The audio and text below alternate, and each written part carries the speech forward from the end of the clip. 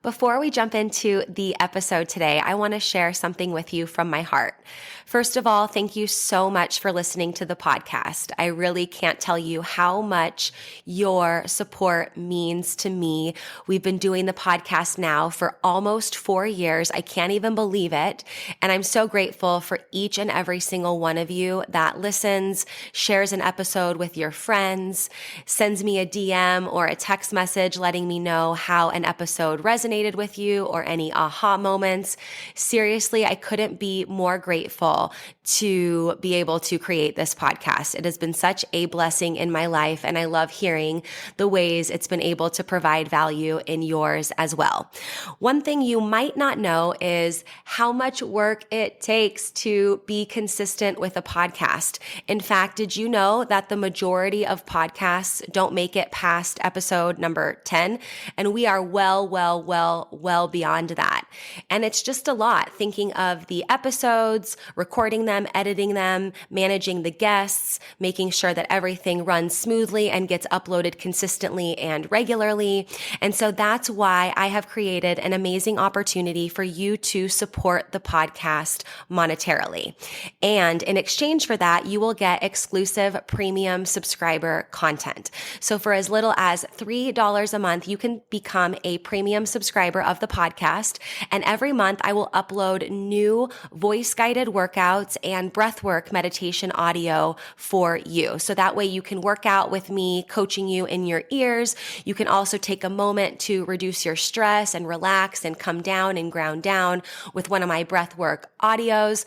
So if that is on your heart to support the podcast for as little as $3 a month to become a premium podcast subscriber, I can't tell you how much that means to me and the growth of this podcast. I appreciate you. If you're interested, click the link in the description, become a premium podcast subscriber, new content every month, and while supplies last, I'll send you an exclusive podcast coffee mug so you can have your self-love and sweat coffee every morning.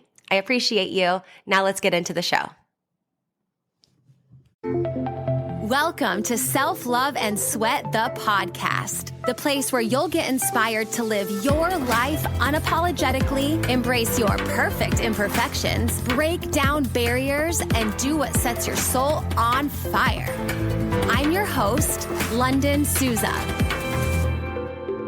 Hey, have you grabbed your free Self-Love and Sweat monthly calendar yet? This calendar is so amazing. It comes right in your inbox every single month to help you have a little nugget of wisdom, a sweaty workout, a mindset activity, just a little something to help keep you focused and motivated and keep that momentum towards your goals. So every day when you get this calendar, you'll see a link that you can click that will lead to a podcast episode or a workout or something that will be very powerful and quick to read. And then you'll also see on the top left corner of every single day, there's a little checkbox in the calendar. And what that is that's for your one thing. You can choose one thing every month, or it can be the same, something that you want to implement, and make this something that you can easily implement, like daily meditation or getting a certain amount of steps or water, for example, and staying hydrated, and even taking your supplements. This can be something if you want to get more regular doing a particular habit and routine, you can choose what that checkbox means. So if you want your Self-Love and Sweat free monthly calendar delivered right to your inbox every month on the first of the month, go to lifelikeLondon.com/calendar, fill out the form really quickly, and you will have your calendar in your inbox within a few short minutes. That's lifelikeLondon, lifelikeLondon.com/calendar. Go get yours for free and enjoy this episode. Welcome back to the podcast. Today we have a awesome special guest that I'm so excited to talk with today. It's Danielle Massi, and she's a master shadow worker practitioner, best-selling author, keynote speaker, and CEO of the Wellness Collective, a holistic healing space in Philadelphia. Her signature shadow work program, the Create Your Light Academy, has helped thousands of spiritual women unearth, remove, and heal unconscious blocks that are causing disconnect between their mind mind, body, and energy. Danielle is the founder of the Selfish Philly Conference, a self-care conference where hundreds of women gather annually to indulge in a day of expansion and growth, and is the creator of the Shadow Seekers certification course that teaches spiritual leaders to become trauma-informed, certified shadow workers. Danielle has written for and been featured in the New York Mag, The Cut, Shape Magazine, The Huffington Post, BuzzFeed, and is a frequent guest on talk shows, major news outlets, and podcasts like mine. She's the creator of the Shadow Seekers Journal and the most highly sought after shadow work journal on the market. And Danielle's newest book, Shadow Work, is already making waves in the healing world. So I'm excited to talk with you. I always love reading the bios of my guests because I just feel like it supercharges me. I get so excited to learn and grow while, having great conversations. So Danielle, welcome to the podcast. I'm so grateful to have you today. How are you? How's Philadelphia? Good. It's beautiful out today. It's gorgeous here right now. It's been probably the mildest winter that I can ever imagine, which is so charging for me. Are you more of a sunshine girl? Oh, yeah. And I'm a Capricorn, so my birthday's usually like I'm like smack dab in the winter, and I hate the cold. I can't stand it. I would live in La Jolla if I Oh could. my gosh, I love that. Yeah, I'm a November birthday, and so I remember, for most of my life, it always being cold on my birthday. And when I lived abroad for a while, it was really cold on my birthday, and so I just always associate like cold winter season with my birthday too, and love the sun as well. So I guess we have that in common.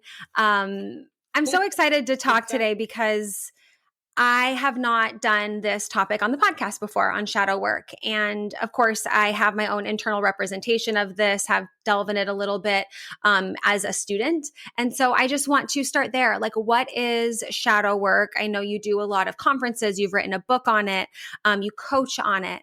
And let us into your into what you do, your line of work of shadow work. What is that, and where do we kind of start with it? Do we all need to be doing it, and how do we know? Okay, perfect. So let's start at the Yeah. top. So, shadow, for anybody who has never heard of this before, shadow is the unconscious. It's a term that was coined by Carl Jung in the 1800s. And when he was working closely with Sigmund Freud, who everybody knows, he found that everyone has a layer to their cognition that's like so deep down and repressed that you have no idea that it's there.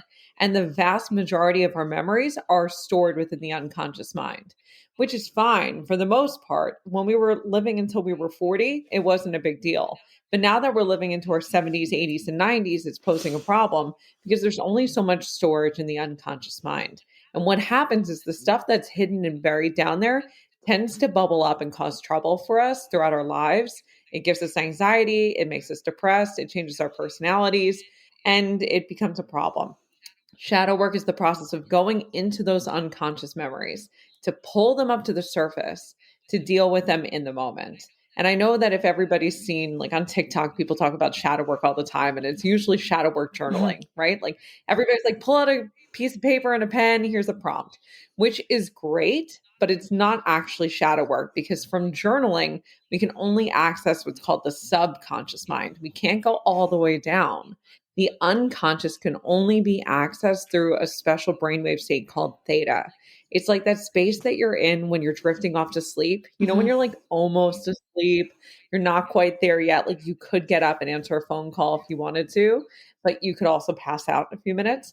That's theta. It's where your brainwave is kind of at this ripple where you can access things that would normally be hidden away. That's the sweet spot. And when we're there, we can re experience memories that have been forgotten to heal them. Yes. Yes. For those of you listening, I'm like rocking back and forth and like shaking my head here so much that I want to that you've covered so eloquently. So I love that. Thank you.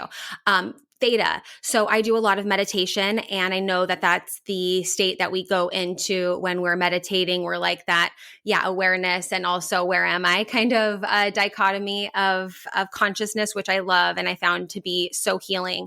One of the things that you mentioned was like the capacity of the subconscious mind, which I have never like heard described, or maybe the way that you said it, made me think of something different. But is there really like a capacity to the subconscious mind that's measurable, if you will? Or is it when we start to have kind of what I was envisioning was like this overflow, or what I sometimes talk about is like the dirty, smelly Tupperware in the back of the fridge where you're like, ugh, where is that smell coming from? And somehow it was just like packed away and forgotten about, that when we get to discover what we've forgotten or put back a little bit, I just kind of describe it as that smell. And you talked about things that I know I've experienced and listeners as well, but like anxiety, mental health issues. I had, skin issues and different things that I also know from the work I've done that part of the shadow work was helpful in healing. So what are the symptoms of, let's say, when we're at capacity? Is this like I never heard it described that way. Is that actually a measurable thing? Or is it just kind of our way of saying like, hey, these are like the signs to know when you might be at your own unique capacity? Does that make sense? Yeah, it Cool. completely makes sense. It's very specific to each person. So what we're looking for is the signs and the symptoms.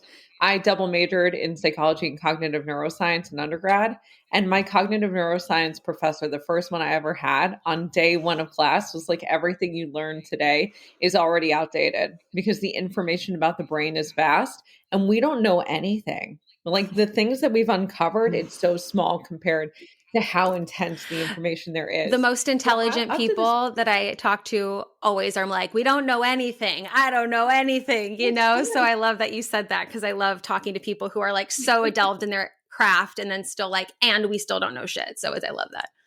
it's true, right? Like there's so much that we have no idea. Like I'm the go-to expert on shadow work, and I'm sure that everything I'm teaching right now is already outdated because we're always going to be learning more, which is incredible in a lot of ways and also a little frightening in others because there is no real way to measure the unconscious mind in the depths. And what we're going to look for there is those signs, those symptoms that it's starting to overflow.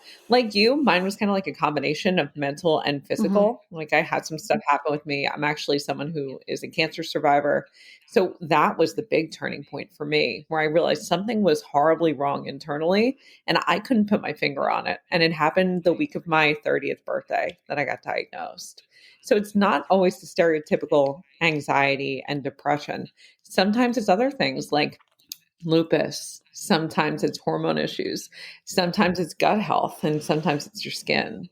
Sometimes it's a combination of all of those things.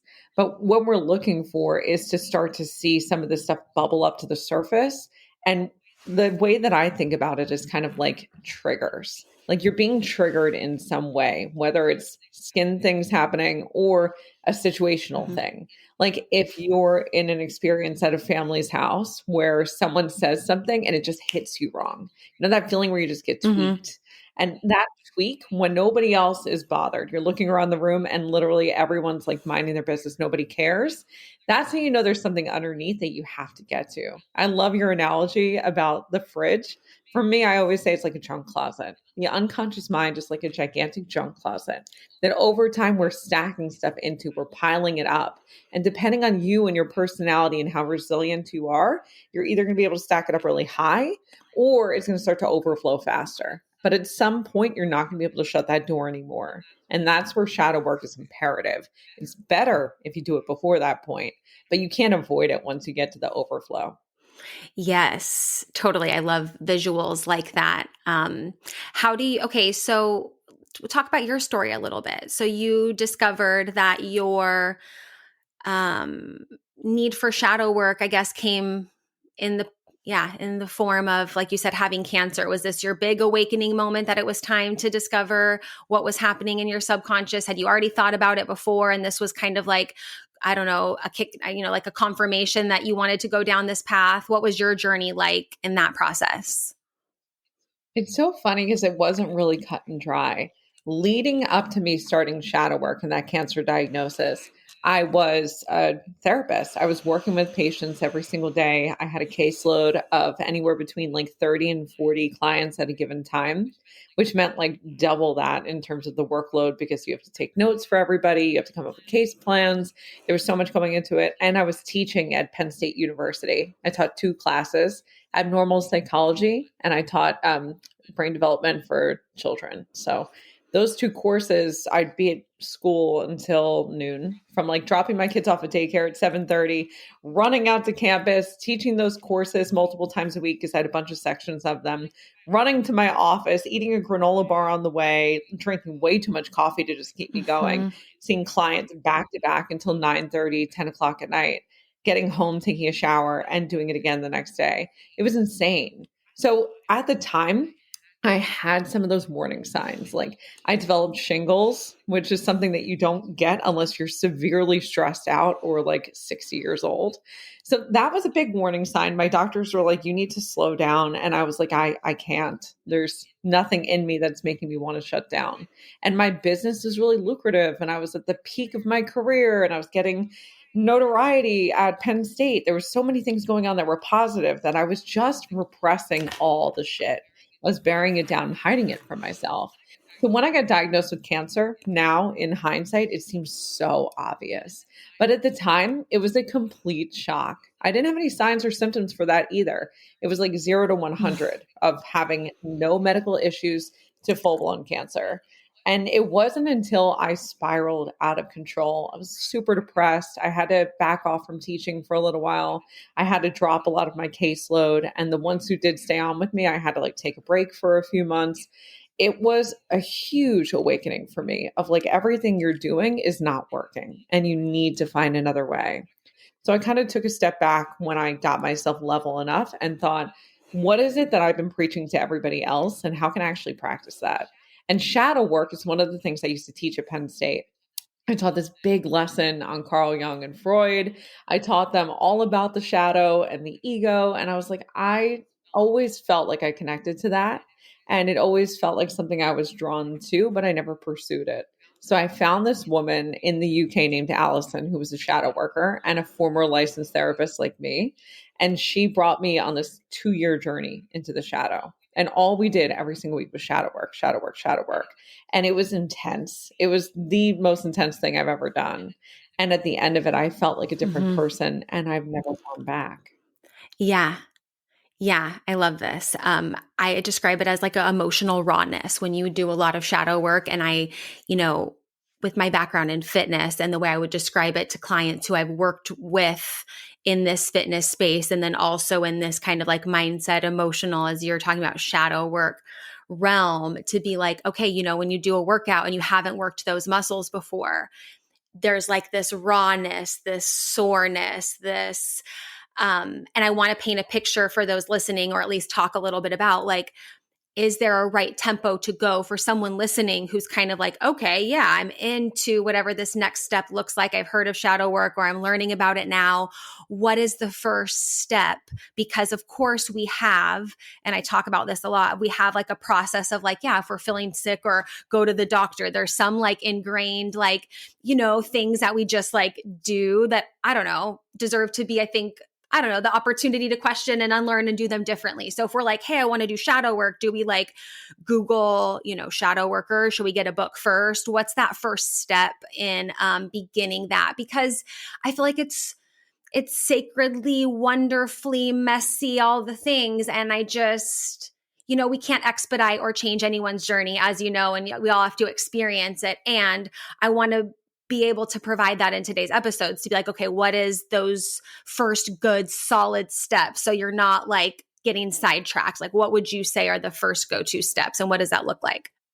Hey, really quick, I want to interrupt the podcast for just a minute to tell you about one of my favorite supplements for hair, skin, nails, digestive, and gut health.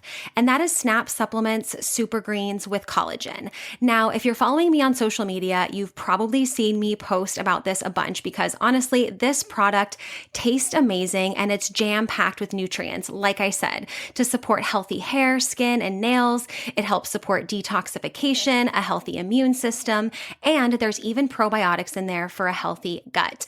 It's non-GMO, no sugar added, soy-free, grass-fed collagen, and every scoop is going to give you 7 grams of protein. And this is why I love it, because it's not like a protein shake. It's just a scoop of powder. It tastes amazing. I put it in water, or if I want more hydration, I'll put it in coconut water and mix it up. And it's like having a nice, refreshing beverage that's packed with a bunch of super greens and protein. So what I'm super excited about is that for listening to to the podcast, you'll get this discount here, nowhere else, but for listening to the podcast. You can save 25% off on all your SNAP supplement purchases, including the Super Greens with collagen. And you do that by using code Lunden25 at checkout. That's LUNDEN 25. LUNDEN 25 to get 25% off at checkout. You can shop on snapsupplements.com or you can shop on my website, lifelikelondon.com/supplements. And you'll see there's already an additional 10% taken off. But you, because you're a podcast listener, you're going to get 25% off when you use the code Lunden25 at checkout.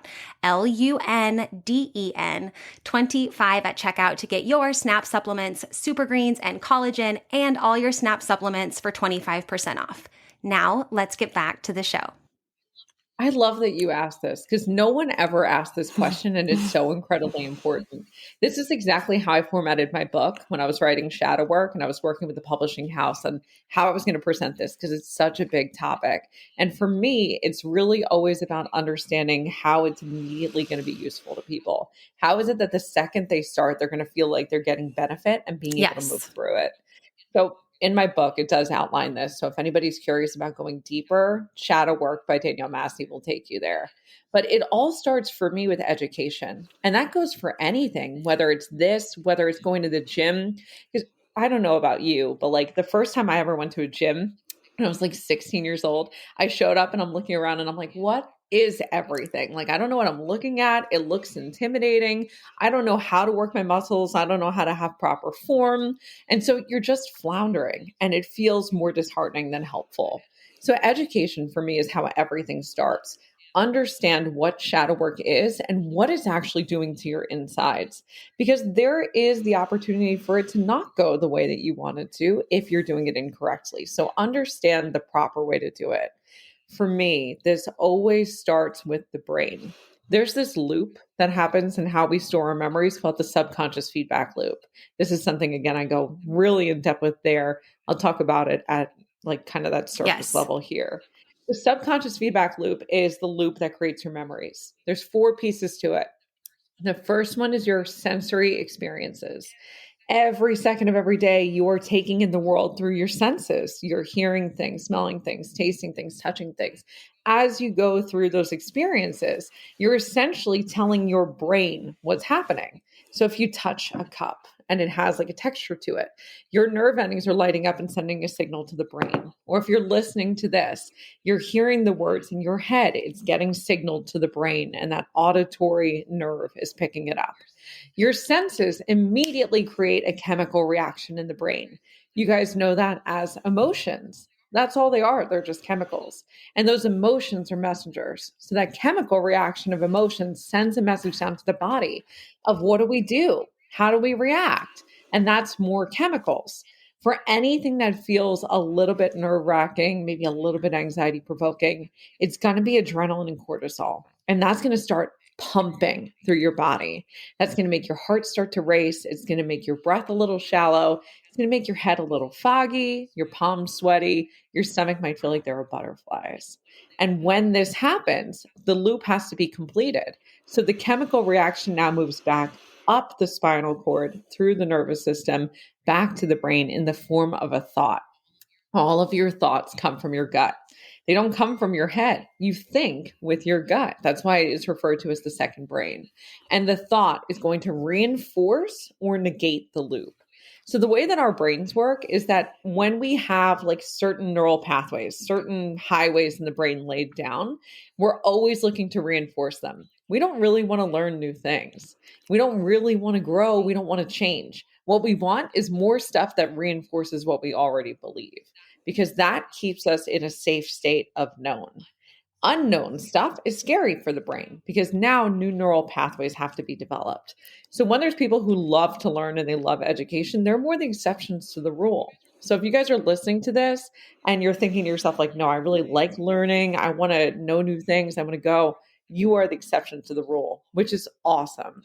With shadow work, what we're doing is we're trying to interrupt that subconscious feedback loop at its earliest incarnation, the first time you ever experience something. Because if we can change it then, We're changing everything that comes above it. We're changing every experience that's happened since then.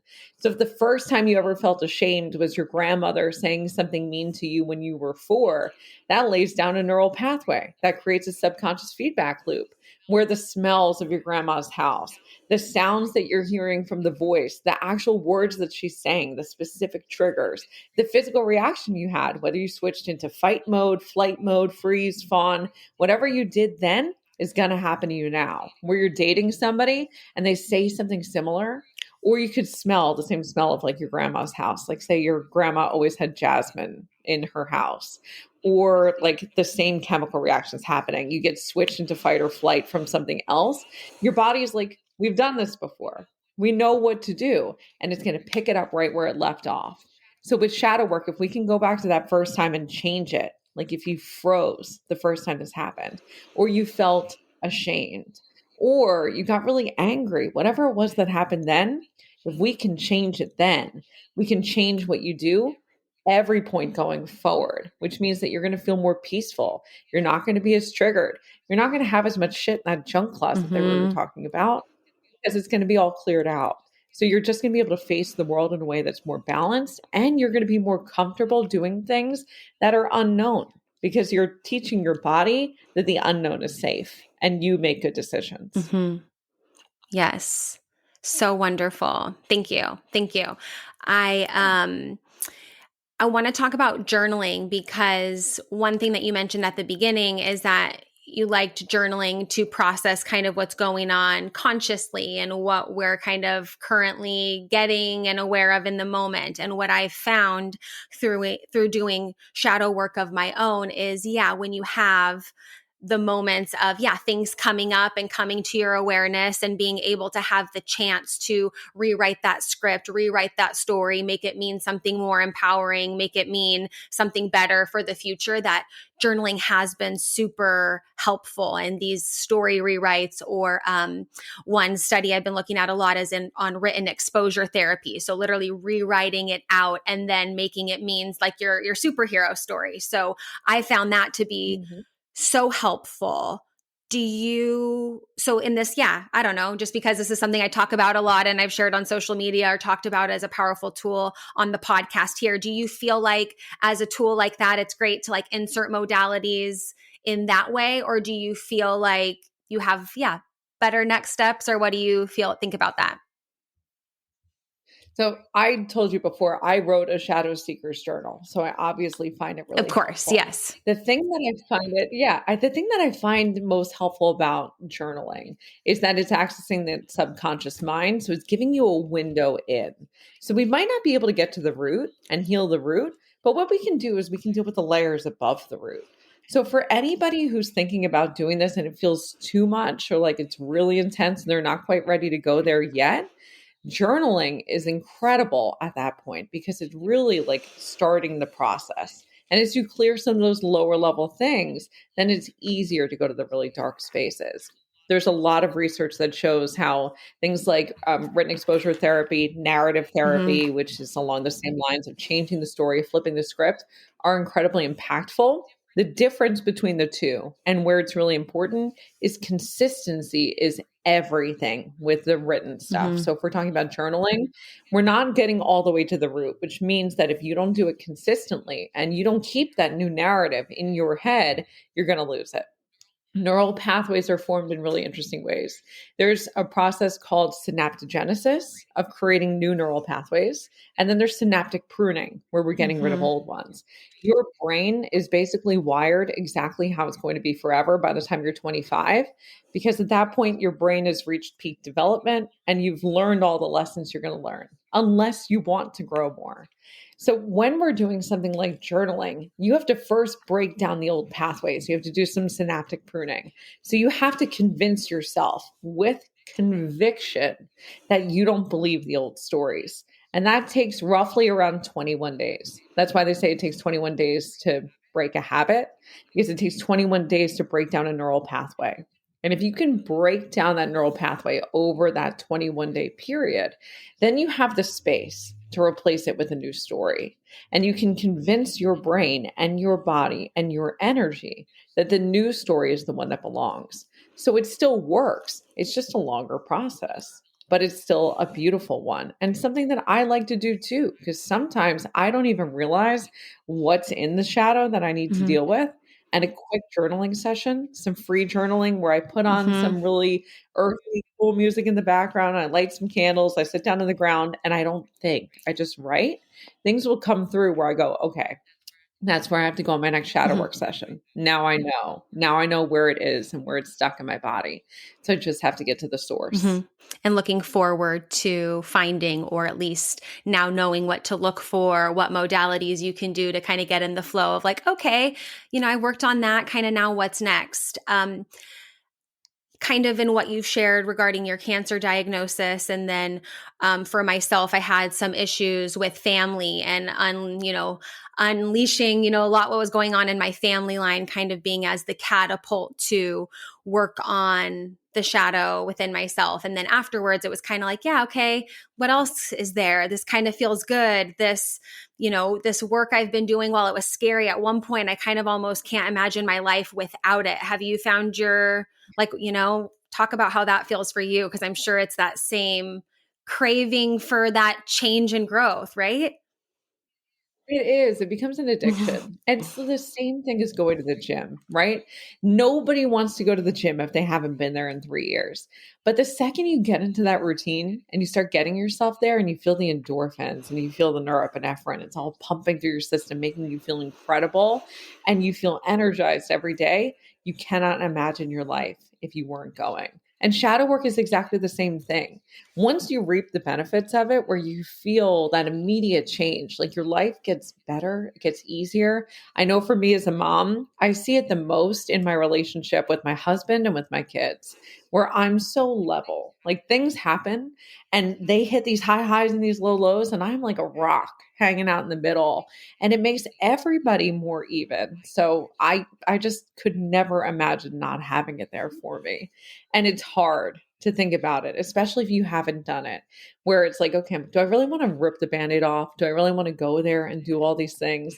And I definitely don't recommend it for anybody who isn't ready to take the leap, because you're going to open a can of worms in a lot of ways. You're going to see some hard things. You're going to remember stuff that was painful. But if you're doing it the right way, you will feel immediately better. Not like a day later or 2 days later. I mean, like within minutes of doing it, you're going to feel like a weight that you've been carrying around for a decade is gone. Mm-hmm. How do you teach your kids, or how do you plan to teach your kids the power of this work? Oh, we've already been doing it. I'll give you guys an example of this. So my daughter's 8, my son is 6. They're both a couple months away from their birthdays. And I've always been really open about what I do. I share the experiences, we talk about things. I never throw things on them more than they're willing to, but my rule of thumb as a therapist is if they ask a question, I'm going to answer it truthfully, because when you're truthful, kids know that they can turn to you for anything instead of, their friend's older brother or someone else who's not a reliable source. So truthfulness is everything. And transparency for me is key. So when I meditate, I do it with my office doors open. I let them see it. I let them come sit with me and do it with me if they want to. And this actually showed itself to be something that was really impactful just a few months ago. My kids in 2022 were in a big bus accident. Their bus hit, like the whole side of the bus hit a sign because the bus driver was yelling at a kid in the back and wasn't looking where she was driving. All the glass broke. It was all over. Like the kids were terrified. They went off the road. It was like a big, big thing. And the parents, we didn't hear about it. So we're all sitting around looking at our clock, like, where are our children? Like, what's going on? So I start driving around looking for them because I'm that mom. I get to the scene and I just followed the bus route that I knew of from my kids talking about it. I eventually came across them. The bus was like off the side of the road, like crooked on a hill, and there was a bunch of cop cars around it. And I get there and the cops asked me my name and who I am. And they said, "Your daughter's Juliana." And I said, "Yes." And they said, "She is a lifesaver. The second this happened, all the kids started crying. They're freaking out. The bus driver started hysterically crying. She got off the bus to call the cops. And apparently my daughter led the entire bus through a meditation to calm them down. She was 7 at the time, and they were all fine after that. So when you teach your kids these things and you give them the opportunity, they're listening and they're learning, and it helps. Yeah. Oh my gosh. That must have been like such a proud, proud mom moment, but also like proud human moment. Like, I don't even know your daughter and I just have goosebumps all over, because those moments where you're like, wait, okay, I have a different tool. Everyone's using this one tool, which is like accessing their emotions in real time and sharing them in the moment. And I have some other ones that I've learned.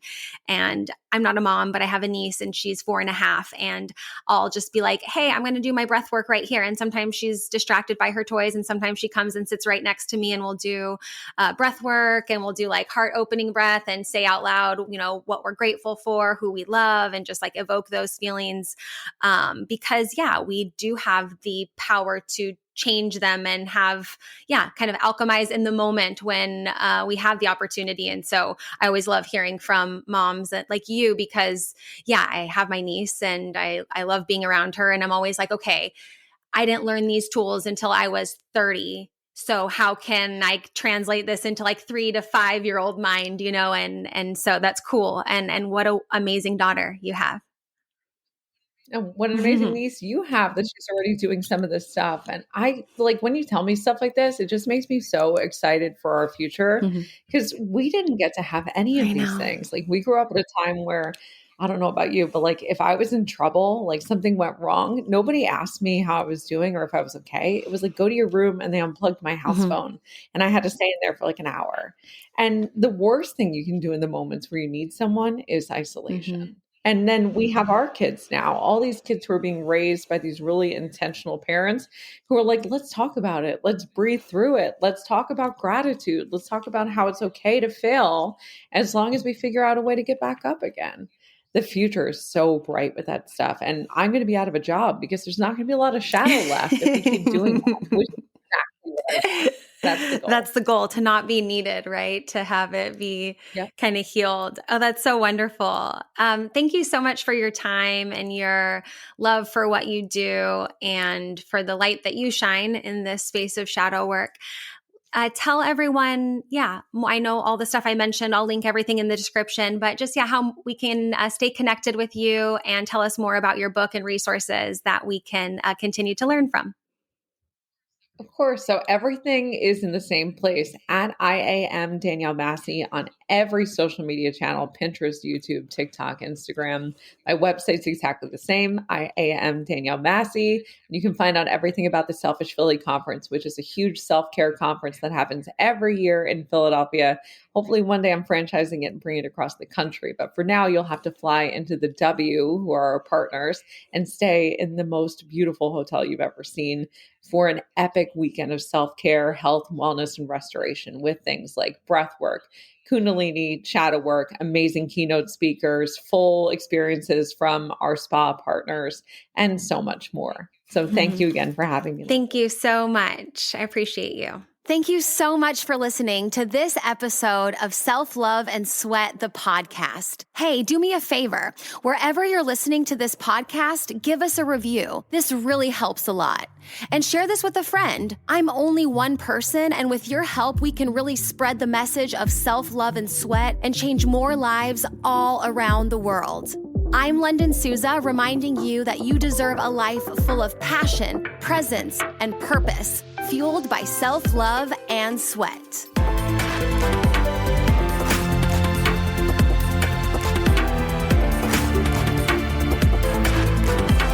This podcast is a Hit Spot Austria production.